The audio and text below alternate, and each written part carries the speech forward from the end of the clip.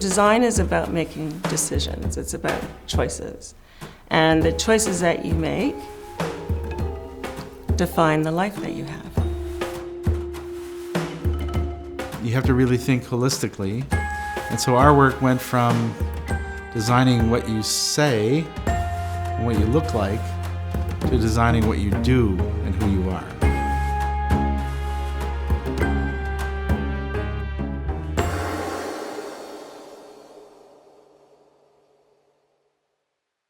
Hi, I'm Ayemo BC Williams. People call me BC for short. I'm the Chief Insights Officer of Massive Change Network, which I founded with Bruce Mau in 2010. I am a design groupie. I started as a fan, and then I slowly became a designer over time.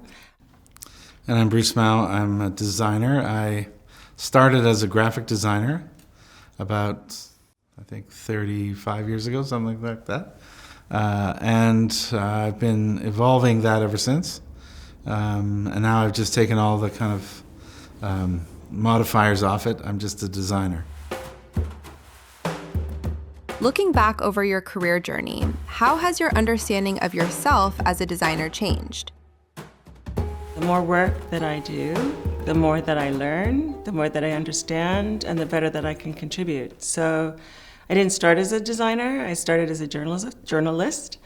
And Bruce said, I think we could do something with your inquiry-based background and the work that he was doing visually. And as the problems were getting weirder and wilder, started to pull out our unique skill sets to start to tackle what could we do, what might we do.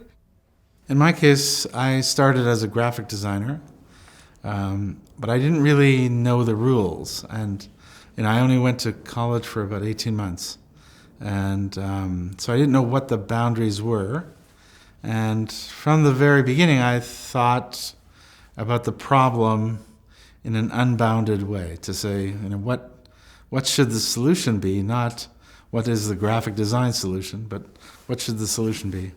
And I started in the Gutenberg era. So I started before the computer was introduced to the workplace. And so we were still using hot metal type.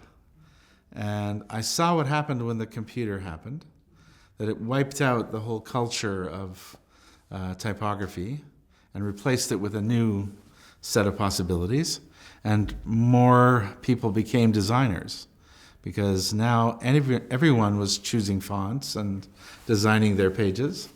And that introduction of the computer, when you put billions of them together and connect them all, it changes the world from an opaque world to a transparent world. So suddenly you can see into things that you've never been able to see before. And that meant that everything is visible, everything is speaking, it's all communicating, and therefore you have to design it all. So our work went from designing what it looked like to really designing what we do. And how do we behave?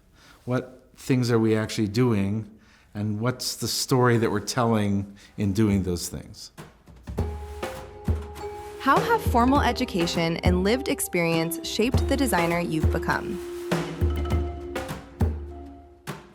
If we think about education and living and how those two things have impacted what I do and who I am, education was really profound, even though I failed. So I got kicked out of college, but it was years later. I eventually got an honorary doctorate from that college, and years later I realized, even though I got kicked out, I just did it quickly because I blew my mind. I learned a new language. I fell in love, and I got a job doing what I love, which is, I think, what college is supposed to do. I just did it in 18 months and not 4 years. And then from there on, I called myself a designer. I really didn't know how to do it, but I thought I could learn. And it's just been one adventure after another.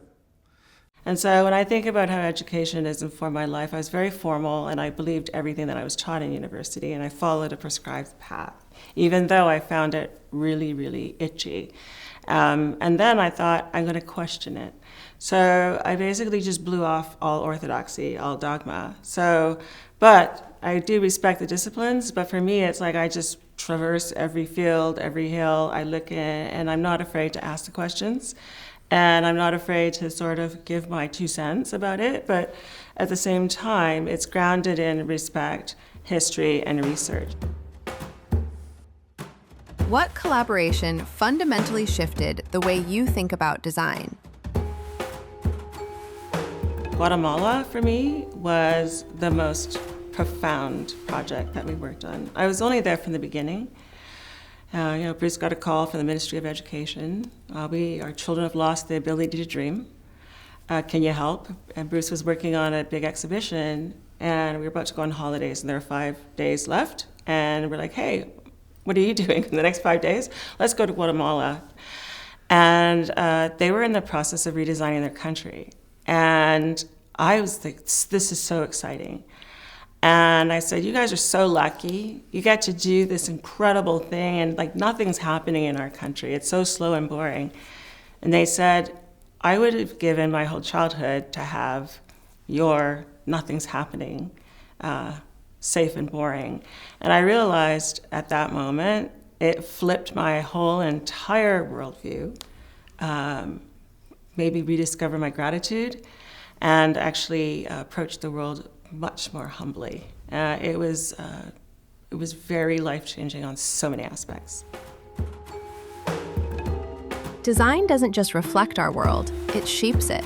What advice would you give to emerging designers to approach that responsibility with care and confidence? So many life-changing things have happened in the course of our design practice, and for that we're really grateful. But one is the end of the exhibition for Massive Change.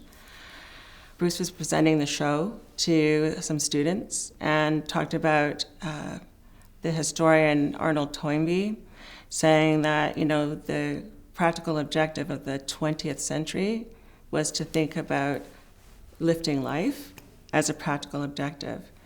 And I thought that was pretty profound. When the high school students said, Mr. Mao, you're not thinking big enough, that's the 20th century. Our objective for the 21st century is the development of the welfare of the entire human species and life. And that was such a kapow moment. So my advice for students, I'm going to say I have 2 pieces of advice for design students and for all other students. So for design students, if you're being taught human-centered design, it's not going far enough. Keep going. You have to think about that human in context. So don't just solve the problem out of context. Think about the problem in context.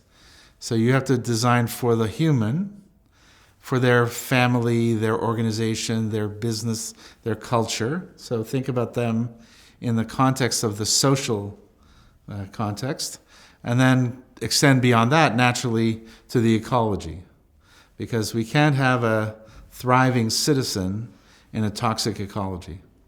So you have to go from human-centered design to life-centered design. So that's for the design student. For all other students, design is a kind of magic capacity. It's like a secret weapon. You should think about yourself as a designer, because you are. The moment that you have intention, you become a designer. Then the question is, are you a good designer? So use design to advance your work. You will outperform everyone who doesn't use design. If you're in business school, if you're in the medical school, design is a way to advance your work. And you should include design in the way that you think and work. Looking to the future, what big question will designers need to learn to ask next? I think the fundamental question is, how do we live? And if you think about the design fields like architecture, today in architecture, the question is, what's the building? But we really have to go back to the original questions of architecture, which is, how do we live? And really think about not only what we build, but that building is a kind of program that we're going to live with for maybe hundreds of years. So how do we think about the future of life and build that future for an evolving possibility, not as a constraint and a straitjacket, but as an open platform for new things? And for me, that's the question that we really need to ask. How do we live?